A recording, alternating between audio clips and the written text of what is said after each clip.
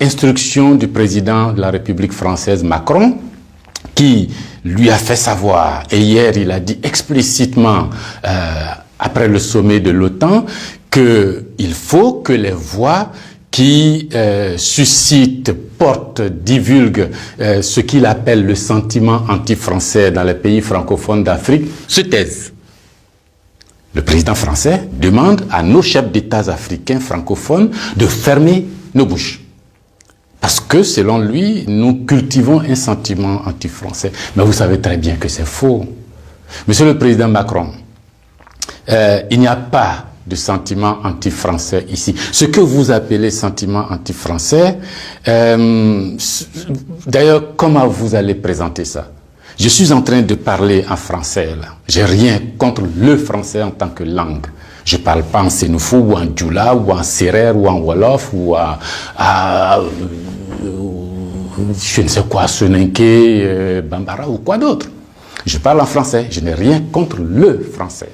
J'écris, je m'exprime, je travaille en français. Je n'ai rien contre les Français. Nous n'avons ici, en Afrique francophone, rien contre les Français. Ils sont nombreux, ils ont des entreprises, ils créent des emplois pour nous, ils payent des impôts. Nous sommes nombreux à travailler avec eux, à travailler pour eux. Ils travaillent souvent pour nous. Nous sommes des amis, nous nous marions, nous vivons ensemble, ici comme en France, sans aucune animosité. Donc, ce n'est pas un sentiment contre les Français ou contre le Français.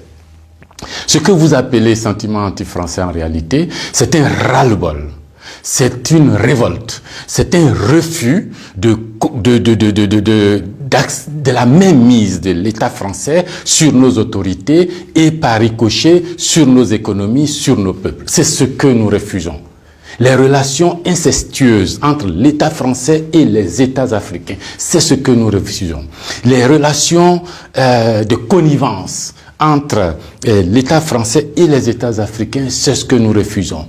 Parce que simplement ces relations étouffent la démocratie. Ces relations étouffent le respect des droits de l'homme. Ces relations étouffent la possibilité que nous devons avoir de demander des comptes à nos dirigeants. Ces relations étouffent l'expression plurielle chez nous.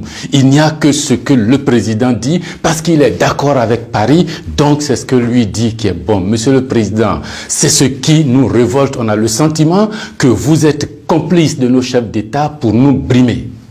On a le sentiment que les droits de l'homme que vous faites respecter en France, les libertés individuelles que vous faites respecter en France, la Déclaration universelle des droits en France, déclaré là-bas par vos ancêtres, Monsieur le Président, on a l'impression que vous considérez que nous, en Afrique, on n'a pas droit à cela. Nous, en Afrique, on n'est pas digne de cela. Nous, en Afrique, on n'est pas suffisamment humain pour avoir les droits humains. C'est ce qui révolte cette jeunesse-là. La conséquence, vous voyez chaque jour de nombreux jeunes essayant d'aller là où les droits sont respectés, là où les libertés sont respectées, et là où on a le sentiment qu'ils sont des hommes. C'est ce qu'il faut changer, Monsieur le Président. C'est ce qu'il faut changer.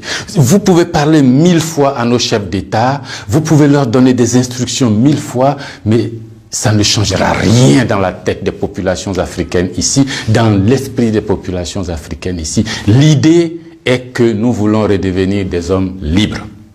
Nos ancêtres ont été vendus comme des marchandises par vos ancêtres.